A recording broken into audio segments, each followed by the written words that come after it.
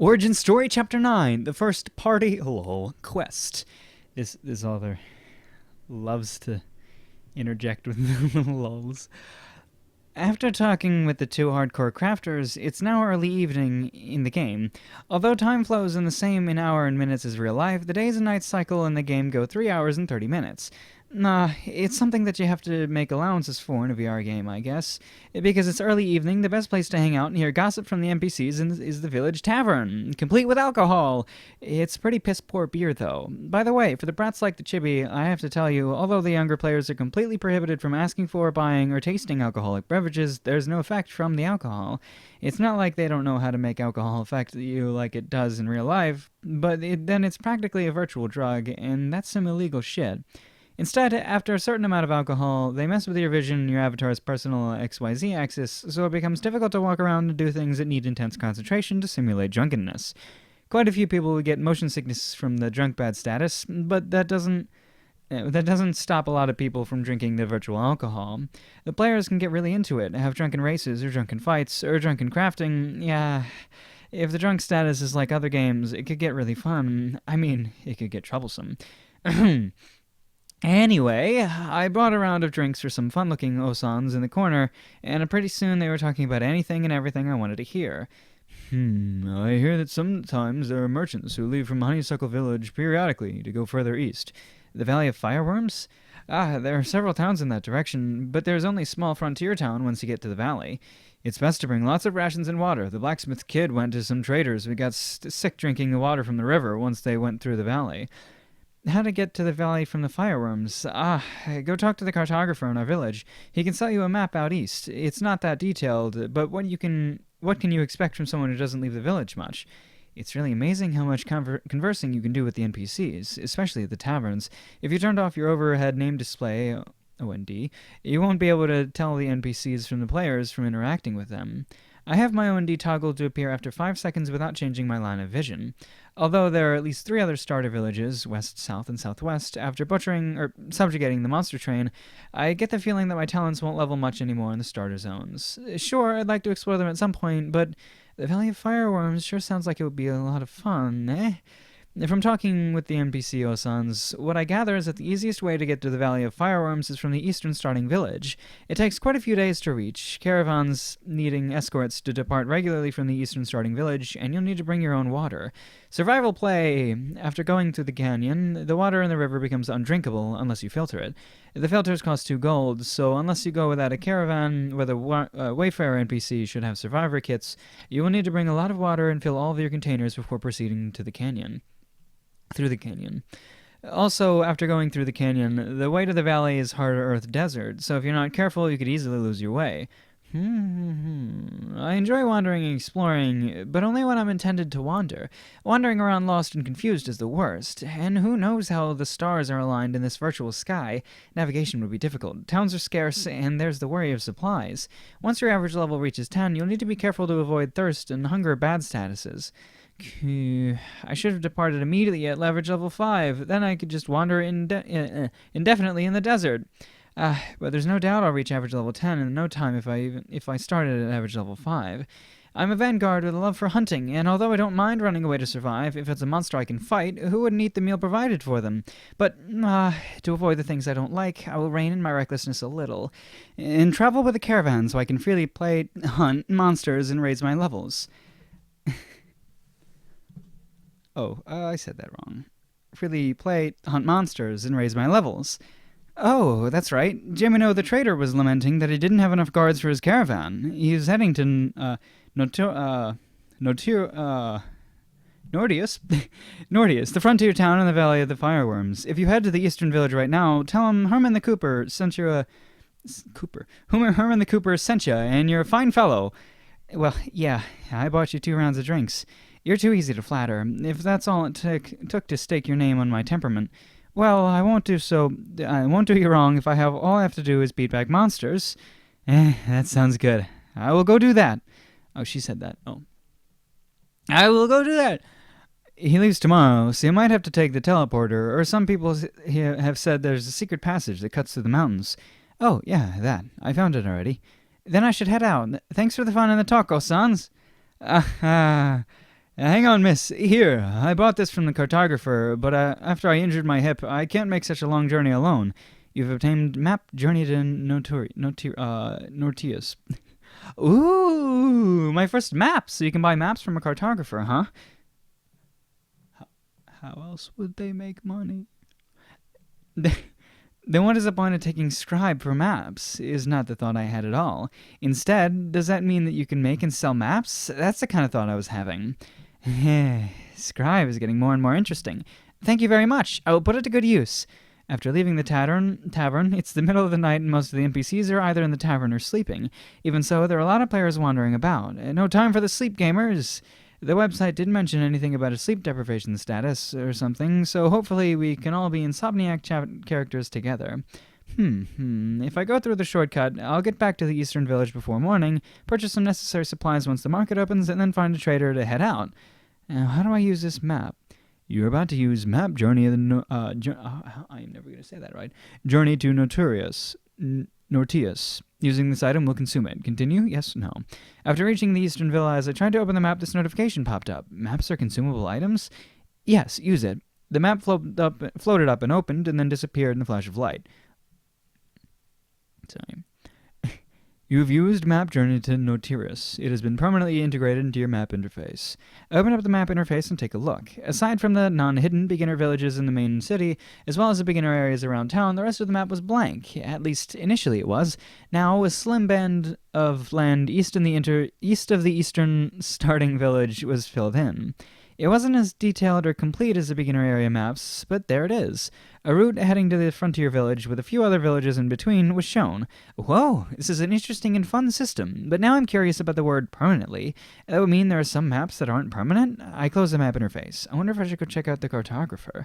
The eastern village is just starting to come alive as roosters crow and the sun adds a hint of warmth in the air as it rises. Super awesome virtual reality. It totally feels like the time Joe and I reached the peak of a mountain right when the sun rose. I can see why the older generation is worried that we gamers could lose our sense of reality in a world like this. Although it's just an urban legend about people becoming unable to tell reality from VR and dying from getting lost in VR, it sometimes feels like we're getting closer and closer to an era where this could happen. Obachan, how many water skins could I carry if I head out east? Well, water skins can only stack up by 5s, or depending on your journey, I would stack up by 5s or 10s. Well, full immersion seems impossible in this game. Some people prefer it when they feel like a game, though, so the most likely worked the gameplay elements into everyday elements for the NPCs. It has a feel kind of like those Otherworld with game elements, novels and manga.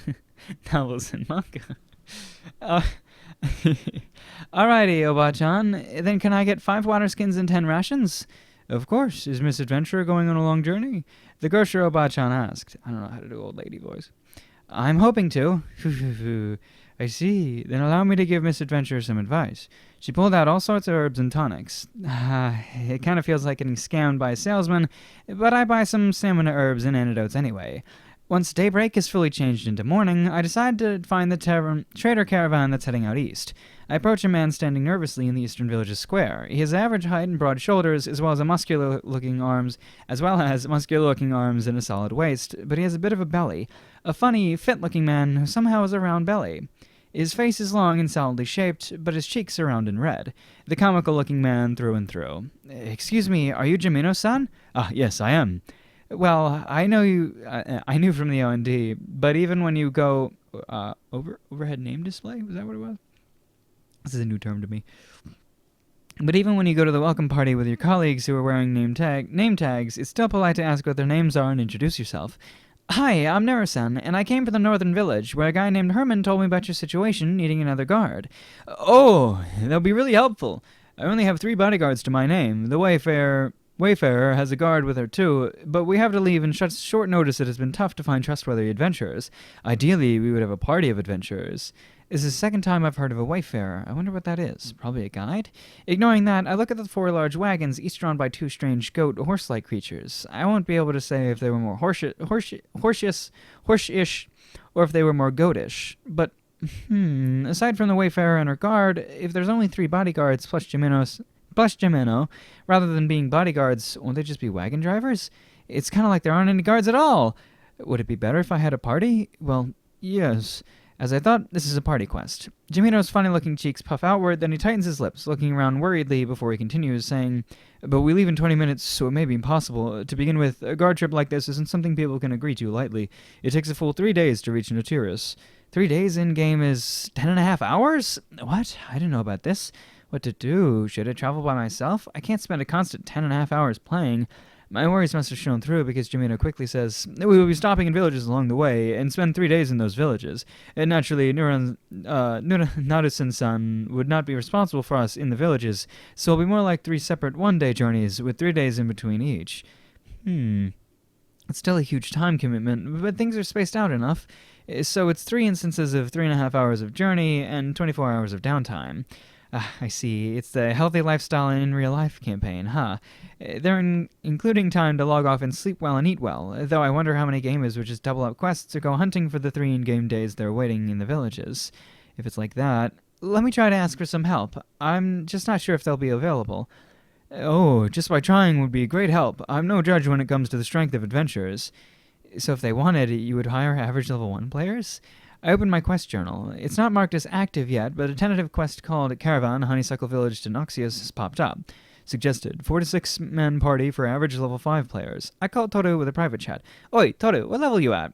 "Nei-chan? I'm at average level 5, but why do you need to know?" "That low? What are you talking about? This game is slow leveling." I had overheard people complaining about how hard it was to level their talents, but for the competitive Toru to be only at average level 5... well, anyway, are you busy right now? Yeah, I am. I have a party with me, and we're going around looking for the hidden talent NPCs at beginners' villages. Wait a minute. If you're asking this, Nei-chan, you found a party quest already? Yeah, it's a long escort quest, though. Oh, don't go sounding too excited. So no, it's fine if you're not interested. I can probably handle it by myself, but I was just asking. Yeah, we're gonna start level grinding soon, so... Okay, see ya.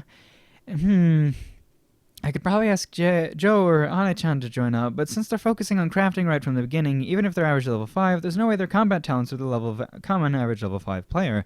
Geez, even more nope. I look over the trader who's puffing his cheeks out, hopefully. Sorry, they're all busy. As expected, but that's alright. I was preparing myself to leave with no extra guards, so I'm relieved at least you're traveling with us. Although a shoulders drop in disappointment, Jimino doesn't seem devastated. He really had no hope from the beginning, huh? Wayfarers are guides belonging to the Wayfarer Society. They can be hired to lead you through more dangerous zones and are skilled in helping you survive in the hostile environments. Jimino said so as he led me back to the wagons. Of course, I had asked about that. Something I'm learning is that the NPCs here are here to answer all your questions. Anyway, he's leading me over to meet the Wayfarer and give an update on the security detail. The Wayfarer is a slight girl with dark tan skin and her guard, a skinny but broad-shouldered Nissan. You found an adventure at such short notice. Well, that's good too, I guess. The Wayfarer, Audie, like Audrey, but without the D. Audie peered over her tiny glasses, perched on the end of her nose. She looks me over. Her guard sneered. Jimino-san, while I understand we're desperate for help, there's no need to employ some random person you don't know the origin of, especially from a single little girl like this. Mina-san saying something like that. Although he doesn't know me very well, Jimino-san is indignant and tries to rebuke the Wayfarer's Wayfarer's guard. Oh, the guard said that, right. It's okay, Osan. This kind of development is more fun. That's true, Ni-chan. I cut off Jimino-san, lightly tapping my axe on my shoulder and grinning at my battle grin. Alright, since this Ni-chan's so worried, want to try me out? Oh yeah, his face is cramping at my grin as my grin widens. How rude. It's simply a grin of excitement. I don't know what everyone's talking about when they say my battle grin can chill blood. It's kind of depressing that it's apparently bad enough to intimidate an NPC. Well, confidence itself is worth a lot. However, there are only 10 minutes left until we depart. Finding a full party seems impossible. Mina-san averts his eyes and lets the matter drop. Disappointing. No, peace between colleagues should be preserved. It's not like I'm completely disappointed in not being able to test my strength against the named NPC, not at all. Although he kept making disgruntled looks in my direction, Minas didn't say anything more. When we depart Honeysuckle Village, we're definitely moving at a pace slower than normal walking speed, but well, with people, NPCs, to talk to, it doesn't feel too bad. After half an hour in, we saw the We saw the signs of the first prey, attackers. Jimino-san, incoming wolf pack, about half a kilometer off and moving in fast. Oh, Ori. About half a kilometer off and moving in fast. Ori spotted them. Ori? Ora! Ori spotted them first and gave out the warning. Hi-yo, let's get to work. Okay, I'll go out to meet them.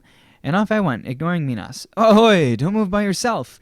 You want me to fight right up against the wagons? Don't joke with me. There's a reason I'm bad at escort quests, you know? And that reason is collateral damage. Oria! Hey, she actually...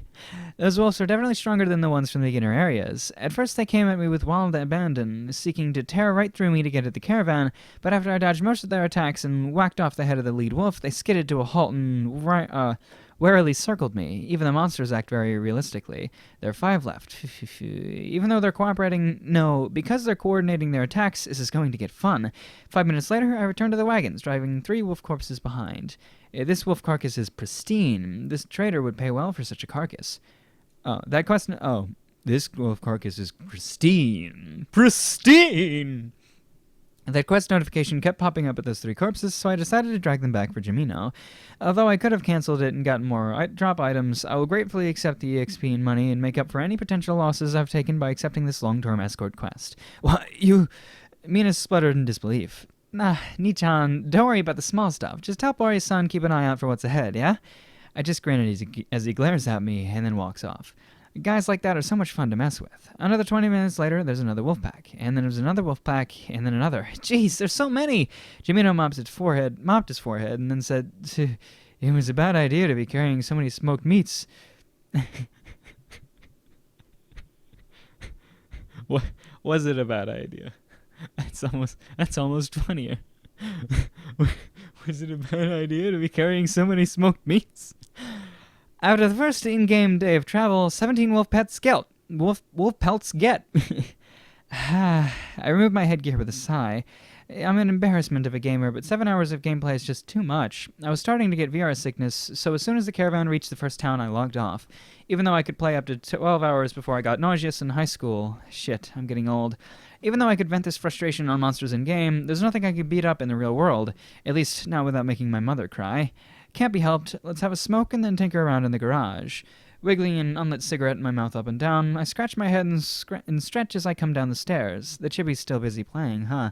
Even though we should start feeling hungry in real life soon, I don't know if he'll actually stop playing. You can go AFK for a few minutes to eat something, right? Well, I'm thinking something like that. A bit of I didn't stop playing until I got VR sick and locked off. I push open our front gate to smoke as far from the windows as possible, but as I was just about to light up... Narumi! Good timing! Mother was heading out from the shop front. What's up, Ma? What, Mom? I need to head out right now. Can you take over the store for a few moments? Right now? Sorry, it's urgent. Mother ran off in the blink of an eye. Well, that's fine. For the mother who lets us 2 brats indulge in games like this, I don't mind. We probably ran out of stock or something, so she's just running out to the market, I bet. The thing is, I can't cook anything other than fried rice, right? We're a cafe, right? Well, we're a coffee shop / cafe, so I can at least make the coffee without trouble and dish out pre-made pastries. But don't blame me if we lose customers who come in for a late lunch. But what happened to my smoking break? Since I already left the house and was on the streets, I didn't bother going back through the house to reach the store and just circled around the streets, entering the shop from the entrance. Us? Oh, Narumi, another cup, please. Got it, Tanaka-san. What was it? Houseblend. Us? Adding a houseblend refill to your tab. Narumi-chan, we're not a bar, you know. Oh, but it's easier to understand if I say it that way. Our lively regulars, middle-aged businessman Tanaka-san and the old Kobayashi couple were there as I walked in. Our coffee shop is a pour-over type. When I was really little, the image of Mother concentrating as she poured hot water over the coffee was really cool, and as an impressionable child I eagerly said something like, "I will master the way of coffee," or some shonen MP line. Well, coffee was the only thing I learned how to make in the end. Narumi, aren't you and Toto-kun busy playing that new game that came out? I'm surprised you're not tethered to the computer still. Tanaka-san said with a teasing tone while I prepared him a new cup and wrote down the refill on his bill. Oh, doesn't that mean Tanaka-san is also interested in playing, since you knew about that a new game has come out? It's not that uncommon for middle-aged businessmen to play VR games to unwind, although it's weird for middle-aged businessmen to play MMO games instead of relaxing simulation games. It's weird? It's not weird? I'm already 22 myself, but I can't see myself not playing MMO games in 10, 15, or 20 years, so maybe it's not weird. I made my character already. I did, but to my dismay, I have to work on Saturday. Tanaka-san pretending to bang his head on the table, although he really only lightly tapped it. Thank you for not damaging our shop's furniture. Thanks for your hard work. Tanaka-san, work hard, work hard. Kobayashi Oba-san laughs slightly from the side. Kobayashi Oji-chan is kind of hard of hearing, so he doesn't talk as much, but he's laughing quietly at the side too. It feels like more and more older people have been getting into VR lately. Even Kobayashi Oba-san plays garden simulators now that her knees can't handle tending a real garden. Well, you can get started tomorrow, right? Unless you were hoping to rank. It won't matter if you lose a day. Nah, that's true. So how is it? Pretty amazing so far. The NPCs are really realistic, the quests are pretty diverse, and the map system is interesting. Right now I'm doing a kind of timed escort quest, so in about 24 hours I have to go back and play. No wonder it's such a big download then. Still swinging my unlit cigarette around in my mouth, I chat with his lively regulars while planning what to do next when I return to the small village. Talents: Axe level 11, Bolstered Endurance level 10, Sharp Senses level 10, Scavenge level 9, Spirit of the Wild Hunt level 9, Inheritance of the Forest Guardian level 6, Average level 9, Talent points 9. Right? TP? I get confused with toilet. Time Patrol. Oh, God, no one's gonna know that reference. Literally, no one. Extra! About the game part 5, VR sickness. VR sickness isn't some sort of debilitating disease, nor is it an obsessive love for VR. Instead, it's a nausea similar to motion sickness, since VR links to the senses similar to how the brain is linked to the body in real life. At this point in technology, VR is extremely realistic and feels like you are in your avatar's body. But there's still a difference. First of all, the avatar's body is a lot more sensitive than your real body. If that wasn't the case, you would end up accidentally moving your real-life body a lot more than sitting quietly in a chair. Second, there's still a leaning curve to controlling the avatar without controlling your real-life body. Many new VR game players will move their bodies or jitter at the beginning as they try to smoothly integrate into the system, both their real bodies and their avatars. Only after finally becoming accustomed to it do people start really feeling like their avatars are their real bodies. In other words, in a VR game, your real body gets left behind. It really is having things being sent directly to your brain instead of being filtered through your body. That difference is just enough to cause some incongruencies to build up, and thus, after some time, the player will feel queasy or nauseous. Like motion sickness, everyone has their own level of VR sickness, and there are some who can't stand VR at all. This is the main reason there aren't many people who try to throw away real life for virtual reality. There's a little author note there. Completely irrelevant to what's actually happening, just something that happened months ago to the author. So similar to my own afterwards that I do in these videos, where they're not. I mean, sometimes I talk about the show, and sometimes I'm just like, yo, oops, sorry I haven't been uploading. Which, again, sorry I haven't been uploading. But, I mean, this one's still on time. Probably, hopefully, I think. Oh, God. Maybe.